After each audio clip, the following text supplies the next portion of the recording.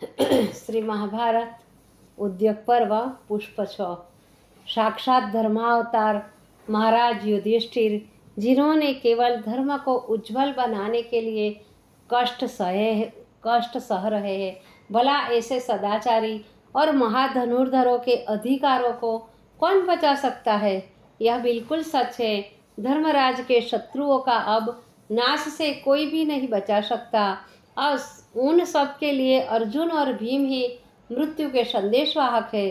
श्री जन्मेजय ने पूछा कि इसके बाद फिर किसने क्या कहा? तब ऋषि श्रेष्ठ वैशंपायन जी बोले कि हे राजन, जब श्री कृष्ण के सामने इतना कह चुकने पर कोई न बोला, तब स्वर बदलकर बलदेव जी से बोले कि हे भाई, मैं यह स्पष्ट कह देता हूँ कि कोई भी धर्मराज का अनिष्ट चाहेगा, वह मेरा परम शत्रु है और मैं उसका। इतना सुनकर बलदेव जी बोले कि अब निश्चय है कि यह भ्रात युद्ध किसी से भी टाला नहीं जा सकेगा। अब एक बात मैं भी कह देता हूँ जो कि मेरे हृदय की है, वह यह है कि जैसे आपके प्रिय है युधिष्ठिर, वैसे ही मुझे दुर्योधन प्रिय है। जो भी इस विश्व में वीर श्रेष्ठ हो, उससे मैं इस बात के पीछे किसी भी प्रकार का युद्ध कर सकता हूँ।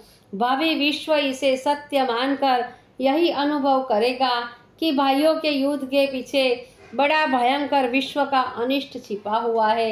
इतना कहकर जब उनके सामने कोई न बोला, तो श्री बलदेव जी उस सभा से उठकर द्वारिका को चले गए।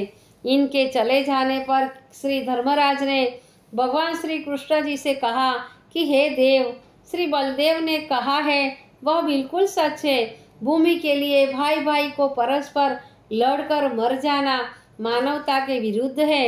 इस पाशविक युद्ध को कोई भी अच्छा नहीं कहेगा, इसलिए कोई ऐसा उपाय करना चाहिए कि जिससे बिना युद्ध के ही भूमि प्राप्त हो जाए। तब श्री कृष्ण जी ने कहा कि इस सभा मंडल में बड़े बड़े विद्वान तथा अनुभवी व्यक्ति उपस्थित है, उनसे सम्मति लेनी चाहिए कि अब आपको क्या करना उचित है, परंतु शत्रु पर दया करना परम कायरता है, ऐसा मेरा मत है। इतना सुनकर नकुल ने कहा कि बिना युद्ध के भूमि इंच भर भी प्राप्त नहीं हो सकती, इसीलिए यही कर्तव्य है कि अपने शत्रु दुर्योधन से संघर्ष करने के लिए अब अति शीघ्र तैयार हो जाना चाहिए। नकुल के इस प्रस्ताव का अर्जुन और भीम ने अति जोरदार शब्दों में समर्थन किया। तब इसकी महाराज द्रुपद तथा विराट ने बुरी बुरी प्रशंसा की।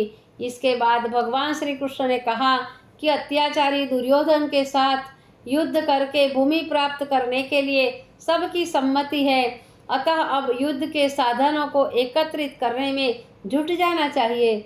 सबके पहले जो भी आपके संबंधी तथा इष्ट मित्र हो, उन्हें युद्ध के लिए निमंत्रित करो, जिससे वे सब अपनी अपनी सेना को लेकर आपका साथ दे। दल एकत्रित करना युद्ध का सबसे बड़ा और दृढ़ साधन है। श्री कृष्ण के इस कथनानुसार महाराजा धर्मराज ने देश देशांतरों में रहने वाले अपने हितुओं को पत्र भेजकर युद्ध के लिए आह्वान किया। बड़े धूमधाम से युद्ध की तैयारियां प्रारंभ हो गई। भगवान श्री कृष्ण भी द्वारिका चले गए और सेना लाने के लिए महाराज द्रुपद भी अपने नगर को चले गए।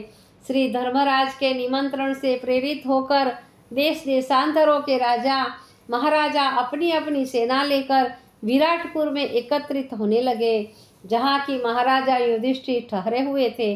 अब जबकि राजाओं के आगमन से भीड़ भाड़ अधिक होने लगी, तब युधिष्ठिर महाराज भी विराट नगर से निकलकर कुछ दूर उत्तर दिशा में एक शिविर में रहने लगे। चंदेरी के महाराजा धृतराष्ट्रकेतु एक अक्षौहिणी सेना को ले आए, जिसमें हाथी घोड़े रथ तथा बड़े बड़े कवची कुंडली खड़गी धनुर्धर आए थे। इसके अतिरिक्त महाराज युधिष्ठिर की एक अक्षौहिणी सेना भी सुसज्जित थी। इसके बाद महाराज द्रुपद भी अपने चारों भाइयों, 6 पुत्रों तथा 10 नातियों के साथ एक अक्षौहिणी सेना ले आए।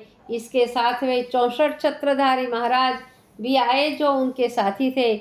शिखंडी भी उनके साथ थे, जिसे कि ब्रह्मा ने श्री भीष्म जी के वध निमित्त ही किया था।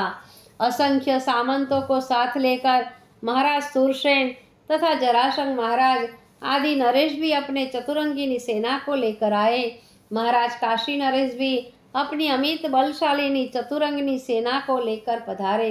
जब राजाओं का धमघट पर्याप्त रूप से होने लगा तब महाराज विराट भी अपने उत्तर तथा शंख दोनों पुत्र के व एक अक्षौहिणी सेना को लेकर राजमहल से बाहर निकलकर जहां धर्मराज ठहरे थे उन्हीं के समीप वाले शिविर में जा बसे।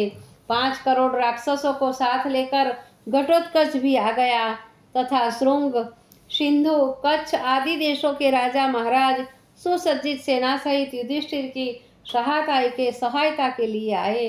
गणित करने वालों का कहना था कि धर्मराज का साथ देने के लिए विराटपुर में 40,000 राजा आए थे। एक दिन महाराज धर्मराज ने भीमादिक भाइयों के साथ परामर्श करके एक विशेष सभा का आयोजन किया, जिनमें आए हुए सभी राजा महाराज भी बुलवाए गए।